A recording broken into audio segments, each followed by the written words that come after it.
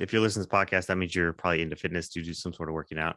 And on Instagram and Facebook, I constantly see those ads for the medals for the virtual races, the virtual, whether it's virtual 5K, virtual climb this mountain, virtual this. When you do this, we'll send you a medal kind of thing. And like, and I know I always have a mixed reaction to it whenever I see them. And I'm kind of curious as to how y'all's perception and thoughts are toward them, especially because things are being more and more digital. I mean, we're an online company for fitness in general. So like, hey, virtual races, does that make sense? So I'm kind of curious as to how people's thoughts and feelings are toward it. And we can just talk about that in general. So Ashley, you want to kick it off? Sure. I think for me, I want to like dive in deeper, like for these virtual races. Like, do you have to record like how far this is and then have somebody approve it and then videotape? Like, how does this work? Because that's the thing is, obviously I've seen these happen, and I've seen like virtual stuff for like CrossFit went big on it when, COVID kicked off, but they sent like you had to have like an official judge. They had to like videotape, the height difference for, handstand pushups and the boxes and everything, and had to like make sure, the real weights, not fake weights, whatever the heck it is. And so do you know anything about like the races, like 5Ks and 10Ks? It depends on the company. I think some of the shorter ones, like the 5K companies or other ones, they're just like, hey, sign up, do this. And then when you complete it, I think we just send it. But then there's one of the bigger companies that I know I definitely see all the time, the Conquer, they have all the mountains and the places around the earth, to where they actually have like an app, and you log it as you go. And then once you hit complete, they send it to you. Now, I don't know how much they check it. I don't know if you could just be like, yeah, I just did 90 miles today. Can you send me my medal? Like, kind of thing. Huh. That's cool. Well, I don't know. I think part of the races and the competition for me is I like going to different places and, doing the race or doing whatever with people. I feel like that motivates me more. For other people, it might not. I mean, for other people, they might be just fine doing it by themselves.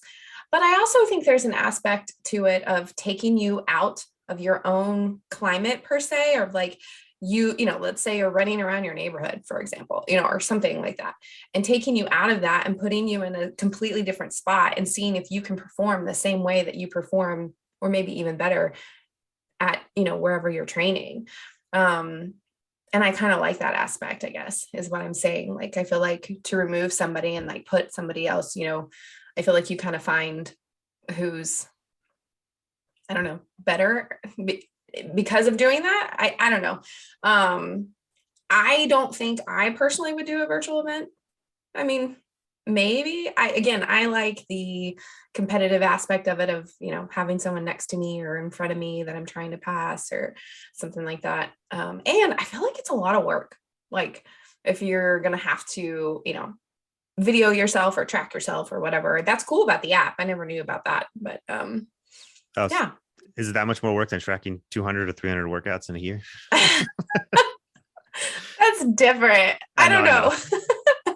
Or like, I wonder if you had to like pay for somebody to come and like measure your own thing, and who knows, like maybe you've been like 25 meters short or something, like, like the I mile. doubt it's that much of a stickler. I think that would only come in if there's like a prize for winning or something. But if you're just, I don't think these companies care. They're like, give me $50. I'll give you your $3 medal. You said you did it? Great. Here's your $3 medal. Thanks for the $47 in profit. We'll see. And then in there, and like, well, there's no standard, so why the heck would I even care? Like, you know what I mean? Like, it's just like, Yeah. I mean, that is, yeah. I think it goes both ways with these virtual races. I think any kind of challenge like Daily Over Decades or a virtual 5K, if that gets you out and gets you moving and get you to stick to things, that's great. And so awesome. Go do those things. I don't think that they're super applicable though. At least for me, I know when COVID happened, I had signed up for the 100-mile bike race, the Hotter in Hell that I typically do. And they obviously had to cancel it, just like everything else in the world got canceled. And I think they encouraged like everyone doing it, like a virtual option the day that the race was scheduled. And I don't know about anybody else's life, but I can't just squeeze in a 100-mile bike race like on a Saturday if it's just at my house. You know what I mean? I just like, one, I feel bad about it. Emily wouldn't be that cool with it because it's just kind of ridiculous. Like and maybe it's that event specifically, but it's a lot of time. But one, I don't have the proper like way station. So I'd have to like do loops or something to be able to come back to my house, or ask Emily to waste her Saturday, like being like my crew, like, hey, yeah, meet me at this spot. Yeah. My support crew. And so I just feel like some of these just aren't realistic. And that's why I think the event, kind of like Ashley was saying, like, you go to it, you have to wake up early, you have to show up. And those are all the things that I kind of like about an event. And then also it kind of removes me from my family. Like, he is there, that's what he's doing. You could visit whatever, but I like that format better than, hey, I'm going to go do a 5-hour workout on Saturday. And they're like, what the hell? Like, and so it just, for my life in general, I feel like virtual events don't really fit. And I have zero motivation for a medal or a trophy or whatever they're giving out. I have a lot of those, and I don't know where any of them are. Nope. I'm not a huge fan of keeping those things. I typically do the event for the challenge and get what I can get out of it personally and mentally, and then it's over. So yeah, I think that they're great though if they get you like going. And I'd love to hear what the community thinks about virtual events, because we could run some sort of virtual event, at Garage Gym Athlete. Again, it gets sticky if there is some sort of like prize or whatever. If you did like a powerlifting meet, or I feel like endurance ones would be basically impossible. Those would be really difficult, but at least it'd be a good challenge. Virtual Murph, and everybody just like zooms in, and then for the mile they just leave it in their garage. Yeah, they just stand on the other side of the camera for 6 minutes, like, and then they walk back breathing. They're like, "Whew, that was fast."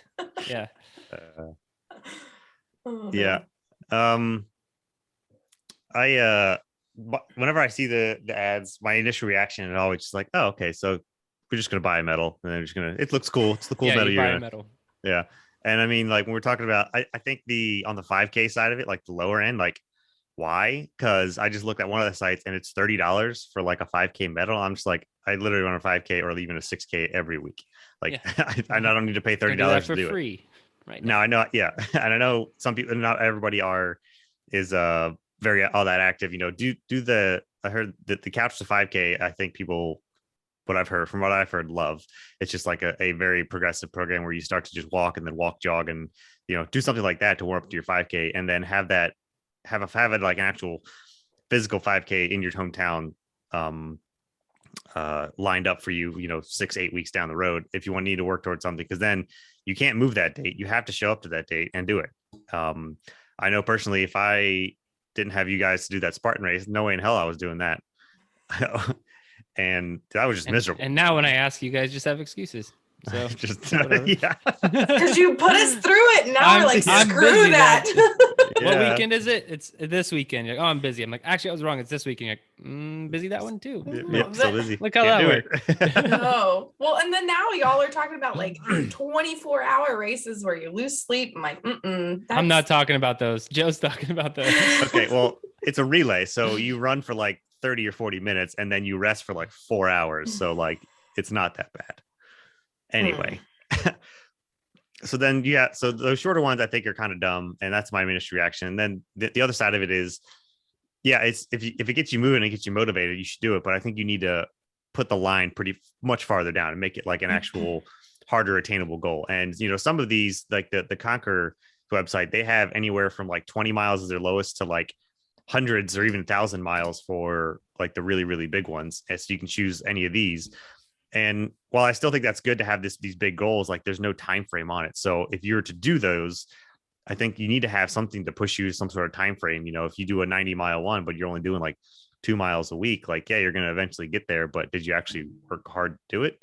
And you're sure you have this medal that you paid for, but there still needs to be some sort of challenge, stress fracture, what am I trying to say? Factor, not fracture. Factor, not fracture. You need a stress fracture if you're gonna Yes. go do one of If these. you're events. not working hard enough unless you get a wrist fracture. Oh, that's just bad advice. All right.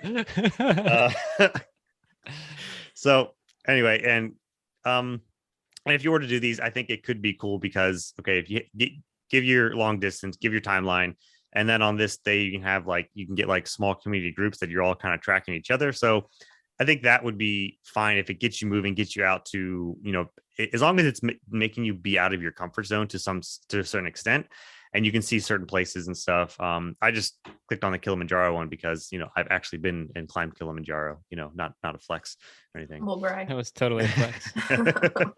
And it does look really cool. And like I'd even do this just be like, well, I actually don't have any souvenirs from Kilimanjaro, so maybe I just call this my souvenir or something. But that's kind of my thoughts toward these virtual events in general. Like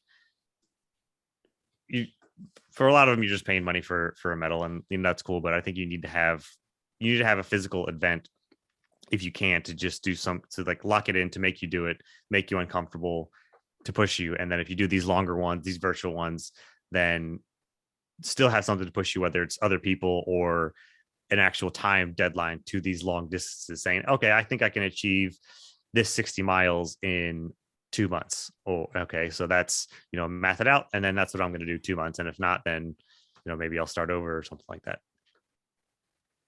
Yeah, maybe we should have charged for the Daily Over Decades challenge. Damn. $5 for the entry, and then we just give away all the prize money at the end. Or the prize money could have gone towards the row. I don't know. Yeah. No, we'll still give away the rower. Give away the rower and a cash prize. Wow. Look at That you. would be Next challenge. not our cash. It's the entry fee cash. That's a great way to kick things up a notch. These virtual events just gave me a great idea. No, Yeah, no. we'll get VD to print out some medals on his 3D printer. Oh, gracious. Also, my dad has an engraving business. Like he does a lot of our leather patches and stuff. I should just start having him make me like trophies for like hard workouts I've done. Like text, hey dad, I just did a tough one. I need the King Kong. Did a 5K. Trophy. I want a medal and a trophy. 5K. I love it. You consider that in the tough. I know you're joking. Yeah, I am joking. Yeah, just know why you're in it. I think that it always comes down to your why. I don't like to, make fun of things. I think if it gets you motivated, that's awesome. And I really don't care if it's Peloton, challenging you with their virtual community or a virtual 5K, like whatever you need to get in the game. But I don't think any of those things last long term. I think you really need some pretty hard intrinsic drivers to stick with the Daily Over Decades approach. And you could just like string a bunch of these together for the rest of your life. Like I'm going to do a challenge every month until I die. And so or an event, and that'd be awesome. You could do that. Impressive. But yeah, I think that they have their place, but if it's going to be long, that's like another reason why I don't golf. It's a huge waste of my Saturday. It's expensive. Who cares about that? It's the time. Like it's so long. Like it's for listening to the Garage Gym Athlete podcast. If you want to learn more, go to garagegymathlete.com. You can learn about our training. Let us send you a copy of our book, The Garage Gym Athlete, or you can even get featured on the Garage Gym Athlete podcast. Thanks for listening.